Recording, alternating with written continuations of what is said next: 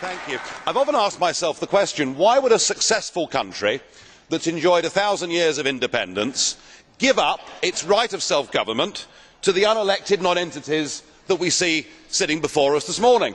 And the answer that comes back from the Foreign Office and the great of the good is that we must have influence in Europe. We must have a seat at top table and we can change things. And we've done our best to prove what good Europeans we are.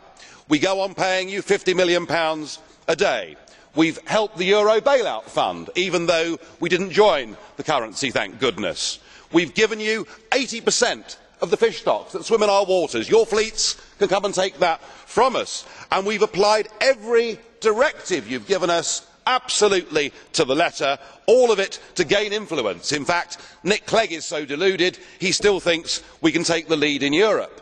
When a British Prime Minister goes to a summit with a very modest proposal to protect a uniquely important British industry, a snarling President Sarkozy tells him where to go, with German approval of course, and we find ourselves without a friend in the room, some influence. Well, you've decided to head off on the Titanic towards economic and democratic disaster, and we're now in a lifeboat outside the Titanic, but we're threatened by a bow wave that is going to come and engulf us if we're not careful, and it's retribution, and we've heard the language of retribution this morning.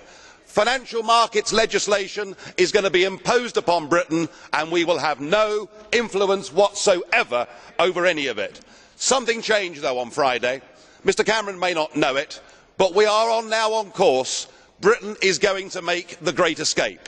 We are going to get out of this union. We will be the first European country to get our freedom back. I suspect many others will follow. And then what we will have is our democracy back, our liberty back, and we will have influence in the world as you lot head for disaster. It is going to happen. Mr Barroso,